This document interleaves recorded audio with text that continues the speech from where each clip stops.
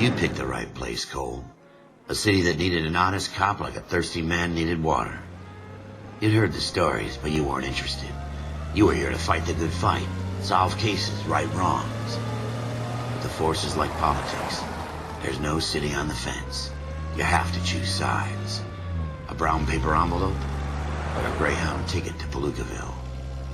It could only ever end. All units to 211 in progress and shots fired at Westlake Savings and Loan, 1415 West 3rd Street. Unit to handle identified, code 3. We'll take that. It's only a couple blocks from 14 Adam calling KGPL. We'll handle the 211. Roger that, 14 Adam. Be advised, suspects are armed and dangerous. Roger KGPL. 14 Adam en route. So, und weiter geht's mit der neuesten Mission. Willkommen zurück zu Let's Play L.A. Noire. Ich mach mal die Sirene aus. Das nervt mich ein bisschen. Ja, die Bösewichte sind bewaffnet. Das heißt, wir werden jetzt mit dem Waffensystem vertraut gemacht. Freue ich mich schon. Da sich das nämlich locker flockig von der Hand spielt, aber das werdet ihr gleich selbst sehen.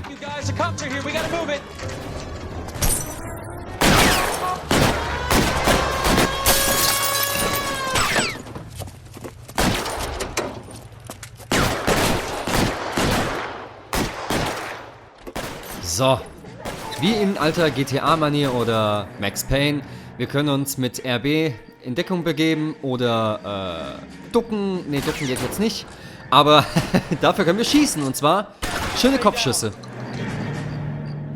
Ja, so ist das. Na komm her. Die verdächtige... Okay, komm, du verdächtige Person. Na, willst du nicht rauskommen? Okay, dann rennen wir halt da mal hin. Boah. Okay, das hat wunderbar funktioniert. Dann gehen wir nämlich direkt zu dem Geschäft. Backup will be here soon. LAPD, put down your weapons. The bank is surrounded. I'm offering you a chance. chance, copper. Der ist weg. Stay in cover. Komm her. So, der ist auf jeden Fall weg. Da oben ist einer. Ich würde gern die Pistole benutzen. Ach. Na komm. Oh. That's it? We got them all? I think we got them, Cole. Should be all clear. Lieutenant Hopkins says anytime you reach for the shotguns, you're either going to end up dead or wearing a citation. So I guess... It's okay, Ralph. You did well in there. I'm glad you had my back. Man couldn't ask for a better partner.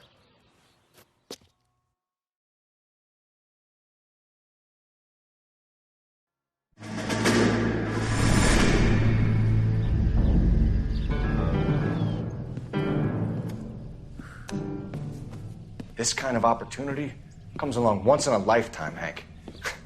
I have to grasp it. You have to survive at first, Cole. Here are the veterans. The Japs love to shoot officers. If I can make a name for myself in this war, my future... Thinking of taking on a company of the Emperor's finest single-handed? You don't seem the Sergeant York type to me. When I need your opinion, Kelso, I'll ask for it. They talk about officers like you in boot camp, Cole. They call it the Custer Syndrome.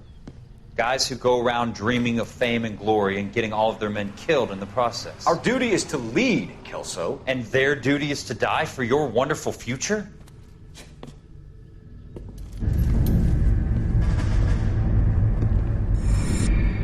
Hat er nicht ganz unrecht. Cole Phelps and Jack Kelso. With some people, it's as simple as chemistry. Two guys who should have been friends, but their personalities got in the way. Phelps, a good guy, wound way too tight.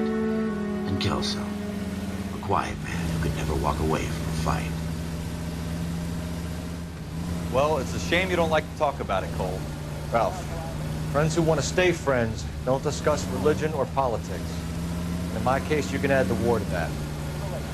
I know that bum. Wendell Bowers. I put him away before. He jumped parole. Get after him, Phelps. I'll head him off in the car. So. Okay, unser erster Verfolgungsjagd zu Fuß. Den müssen wir natürlich schnappen. Ab und an müssen wir auch mit dem Auto eine Verfolgungsjagd machen. Tja, immer den Verbrechern hinterher. Ich würde ja gerne schießen, aber ich habe keine Waffe. Ich würde mir gerne in die Beine schießen, dass er wenigstens liegen bleibt. Na komm. Ja. Er ist zu schnell. Der Kleine ist zu schnell. Mann. Ah, jetzt hätte ich noch fast. Oh. Glaubst du es denn? Alter, wie asozial tritt er mir ins Gesicht. Gut, dass die Mütze noch da ist. Ah, da ist er.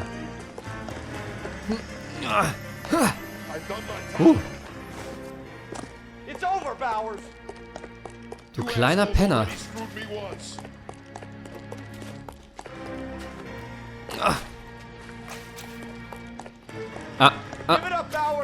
Aber wo ist er hin? Boah. Ach, scheiße, unsere schöne Mütze.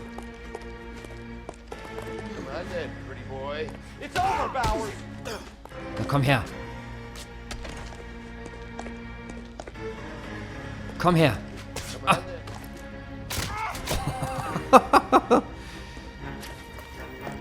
So. Ah. Boah, der war schön. How you doing, Wendell? Your parole officer's feeling lonely. He's got a hole in his life for an asshole like you. You can make it up to him in 10 years' time. Watch your head. This hump will be back in the Iron Hotel by tomorrow night. Nice work, Cole. You run track in high school?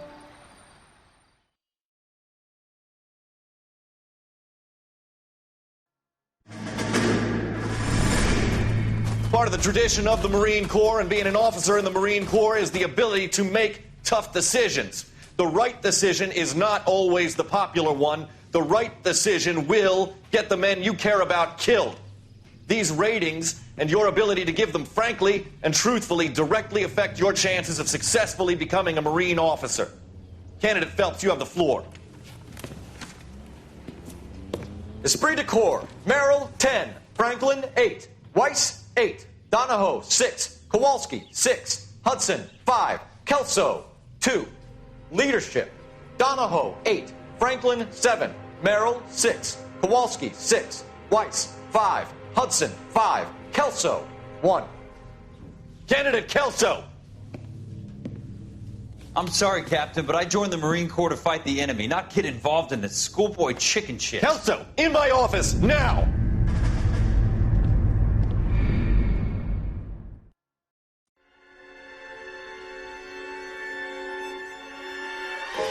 For every cop, there's the case that makes you. Gives you that leg up. Gets you recognized as a shining new star in the squad. The case that you solve that shows that you have the gumption, the gung-ho, the get up and go to make you stand out from your average rank-and-file patrolman. This could be the one, Cole.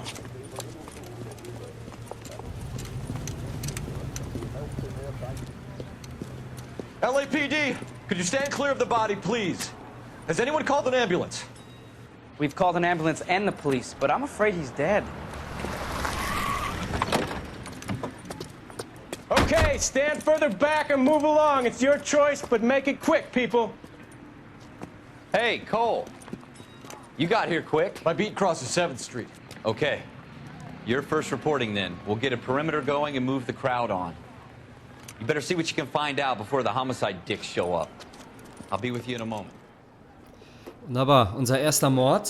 Everybody stay back. Let us Den do our job. müssen wir jetzt untersuchen, beziehungsweise wir müssen jetzt erstmal die Leiche untersuchen, ob wir da irgendwelche Indizien finden. Broad daylight, crowded street. Now I've seen everything. Ja, der sieht ja ganz schön eklig aus. So, was hast du denn am Kopf, Kumpel? Ah, nicht viel. Okay. Ja gut, wie gesagt, ich kenne das ja hier schon. Das habe ich ja alles schon gespielt. Hier bei dem Arm ist jetzt nix. Aber ich weiß, dass bei der Brusttasche was ist.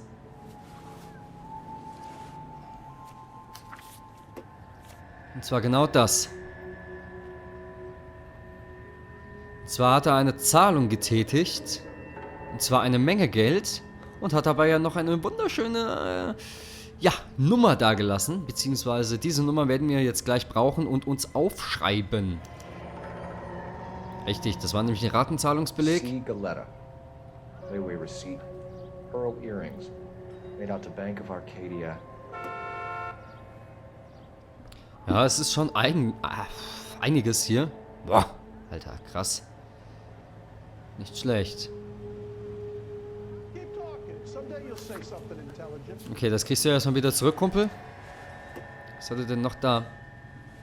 Na, nee. So. Da muss ja auch irgendwo noch die Waffe sein.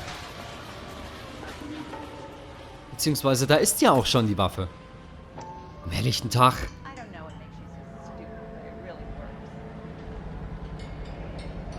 FN Browning. Serial number 01138.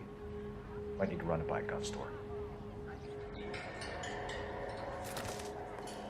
Ja, ich muss erstmal, ich gehe erstmal hier rein. Vielleicht hat ja jemand was gesehen. Beziehungsweise die gute Frau da hinten hat ganz sicher was gesehen.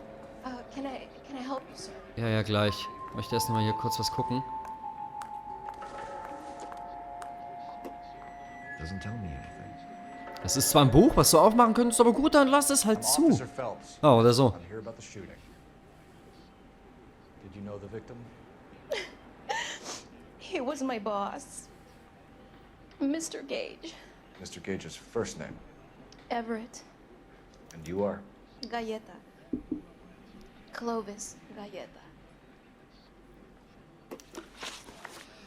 So, Clovis Galletta. 27 Jahre ist die gute Frau. Schuhverkäuferin und Augenzeugen des Mordes. Ja, ich würde mal sagen, wir befragen die gute Frau erstmal nach ihrem Augenzeugenbericht. Vielleicht kann die uns ja irgendwas erzählen. You think you could tell me exactly what happened, miss? I look around the shops at lunch. I was in a store when Mr. Gage, my boss, bursts in yelling that I'm late on my lunch. And? We came back. I was angry. I walked in front. I heard shots. I turned and saw Mr. Gage fall.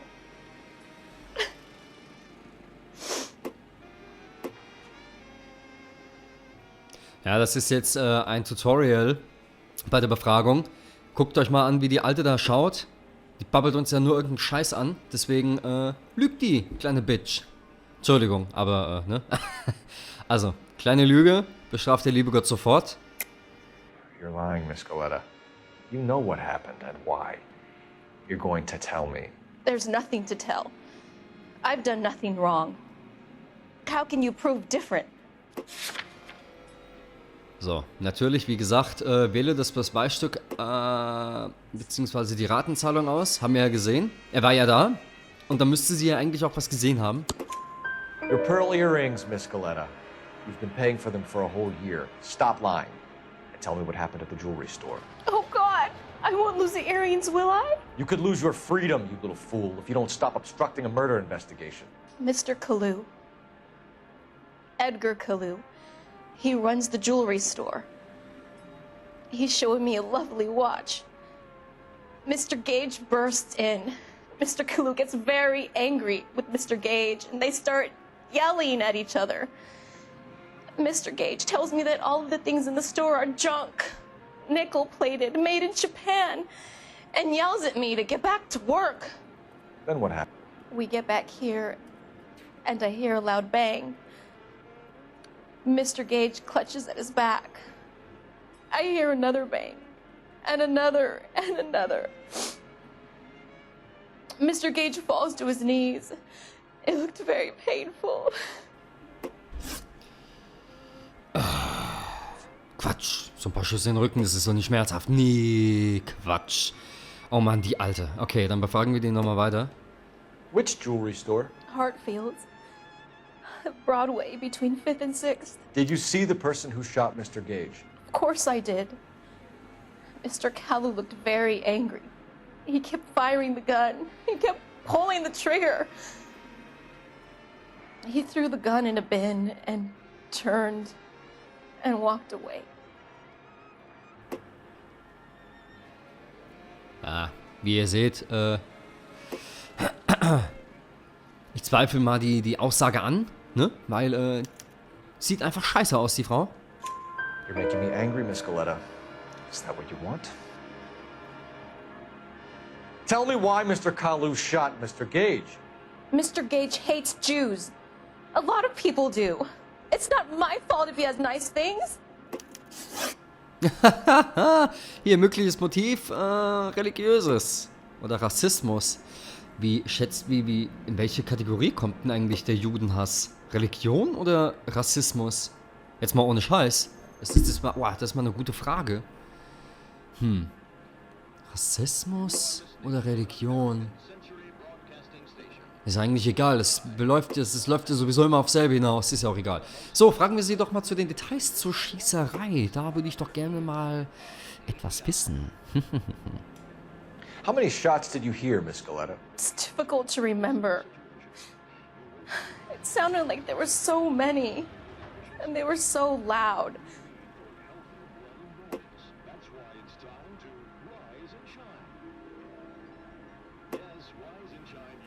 Ja, jetzt sieht man ja, das tut ihr leid und sie kommt auch gar nicht mehr klar, deswegen, sie hat die Wahrheit gesagt. I need you to concentrate, Miss Galetta. Even minor details can become important later on.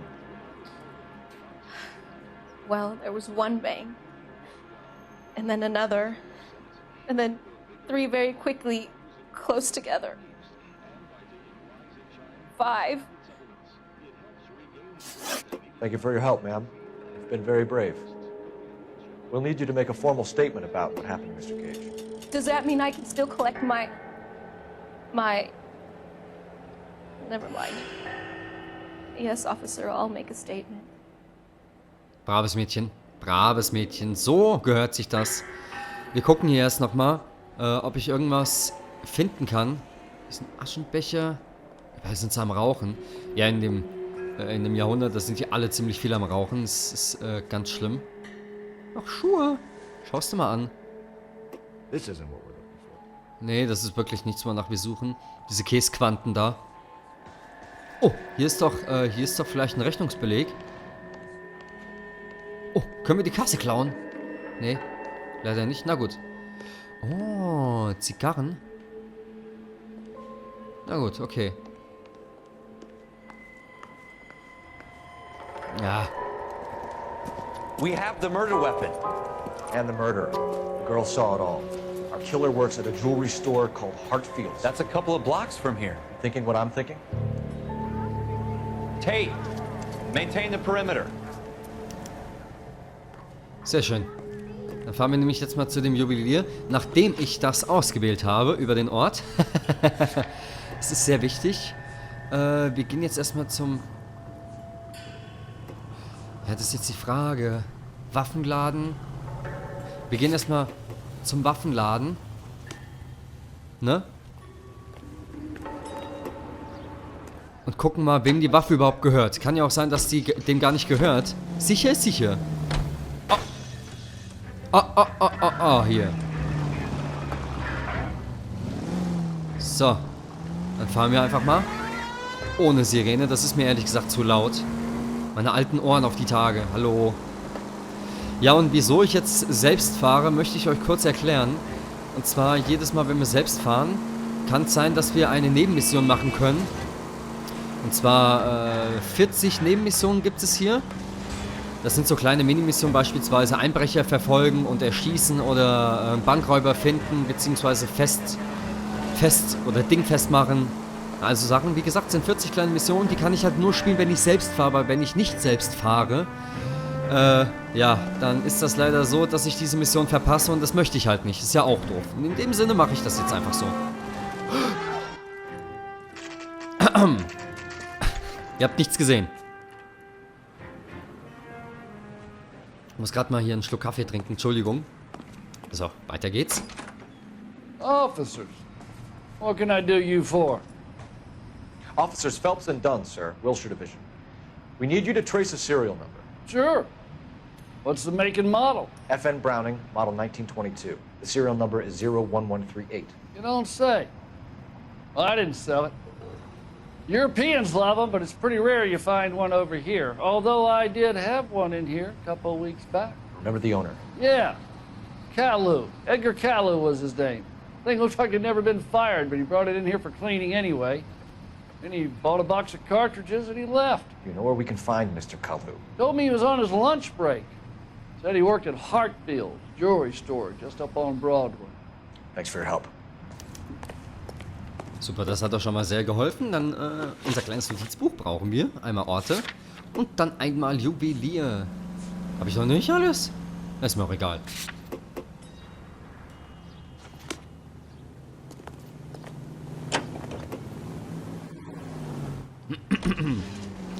Ja, es tut mir leid. Ich wollte den eben nicht überfahren.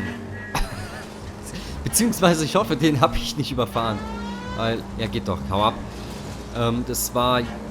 Ist ja auch egal, keine Absicht. Shit, ey. Ohne Mist.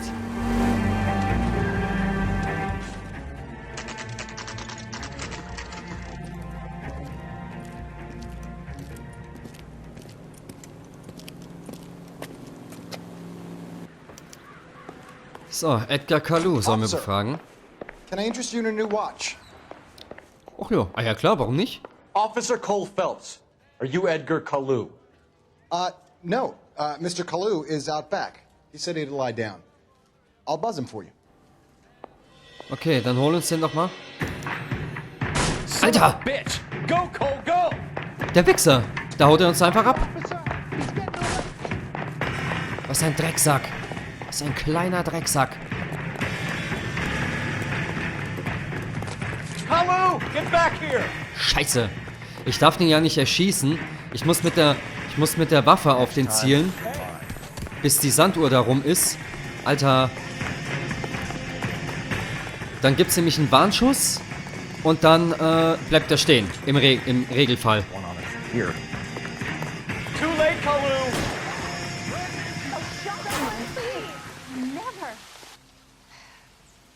Das war beim ersten Mal so witzig. Da habe ich dem nämlich in den Rücken geschossen und dann war die Mission vorbei.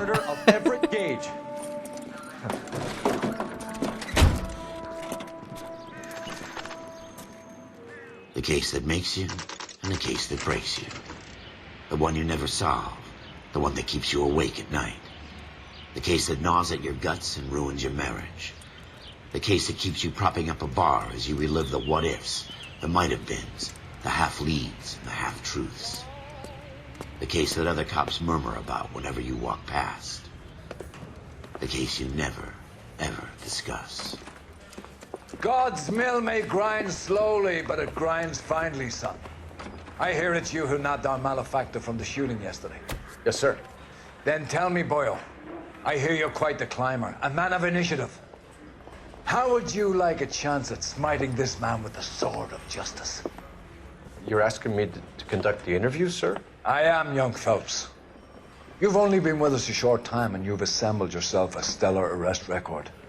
Not to mention the fine work you did in the war, sending heathens back to the hell they came from. But I'm curious as to whether you can turn your hand to interrogation. Takes a certain animal cunning, lad. Do you think you might be ready for that? Yes, sir. I think I am. Good man. You need many things for a conviction, young Phelps. A motive, opportunity, hard evidence, and best of all, a confession. If you fail in the former, you can always use a modicum of violence to obtain the latter. How are you feeling, lad? Fine, sir. Very good. The evidence is overwhelming. May the cat eat him and the cat be eaten by the devil. Bring me a confession, young Phelps. This is your chance. Don't fail me. Ich werde es probieren. Beziehungsweise wir werden es probieren. Has my lawyer arrived yet? I want to see my lawyer. A lawyer can't help you, Mr. Kalu. You shot a man dead in cold blood. You're going to have to pay for that. So. Edgar Calou ist 39 Jahre alt, männlich, Augenfarbe braun, Haare sind auch braun. Besitzer des Juweliergeschäfts und ein Mordverdächtiger. Er ist schon allein deswegen verdächtig, weil er abgehauen ist, die kleine feige Sau. You followed Everett Gage and the girl back to the shoe store. You put 5 rounds in Gage's back. Gage was a bastard. Whatever he got what was coming. But it had nothing to do with me. Ach, der lügt. Der lügt, ganz sicher. Hallo. You shot Gage, and we know why. We can put you at the scene. You can't prove anything. Na klar können wir das beweisen. Und zwar, wir haben die gute Frau ja befragt. Einmal hätten wir auch ein mögliches religiöses Motiv. Das habe ich aber schon mal probiert und das war irgendwie falsch. Ich weiß nicht, wieso das falsch war. Ich habe auch die Mordwaffe, habe ich auch ausgewählt. Die war auch falsch. Verstehe ich nicht, aber gut, okay. Aber wie gesagt, das ist richtig. Die gute Frau hatten ja gesehen. Und ja. We know all about the argument. Miss Goleta made a statement. You're counting on the girl? You think her testimony is going to stand up in court? You're going to the gas chamber, Edgar. That Jew-hating fuck couldn't leave me alone. I had a sale. That girl was ready to buy. Tja, jetzt kommen wir zu dem möglichen religiösen Motiv, wegen der eine ja ein Jude war und er ja Juden hasst. Ich weiß bis heute noch nicht warum. Das meine ich jetzt ernst. Aber gut, ist vielleicht ja egal. Let's change the subject. You fasting for Yom Kippur, Mr. Calou? Yeah, let's change the subject, you going motherfucker. How about baseball? You're not denying you're a Jew, Mr. Calou. This is America. It's not Germany. It's not a crime. Some people don't like Jews, Mr. Calou. Yeah, and I guess you're one of them. Gage hated Jews, didn't he, Mr. Calou? I don't know what you're talking about. Entschuldigung, verwechselt. Ich hab's verwechselt. Er ist Jude. Hätte ich auch gleich drauf kommen können. Ich werde jetzt mal eine Intuition benutzen, um euch zu zeigen, wie das funktioniert. Wir kriegen Intuitionspunkte, wenn wir Ränge aufsteigen. Und Ränge steigen wir auf, wenn wir gute Arbeit leisten. So, und zwar, wir können jetzt eine Antwort entfernen. Also wir können jetzt entweder eine Antwort entfernen oder wir können die Community fragen, was meistens besser ist, weil die Community meistens recht hat. So, also Wahrheit wird es nicht sein, Lüge auch nicht und anzweifeln könnte dann eher sein. Ich sag mal, bei 100% wäre das gar nicht so schlecht. You left-wing leaning parasite. You expect me to sit here and listen to your drivel? You call me that? You sit there and you call me those names, you goddamn goy putt snatcher? You and that stump Gage! Why did you do it, Mr. Calou? Gage. He's in the Chamber of Commerce. He's in with all those momsers. He blocked every proposal I ever put forward. Kike this and kike that. He's been trying to ruin my business for years. Edgar Calou, I'm charging you with the first-degree murder of Everett Gage. I respect your beliefs and your right to hold them. I hope for your sake the jury can commute to murder in the second degree. May God have mercy on you, sir.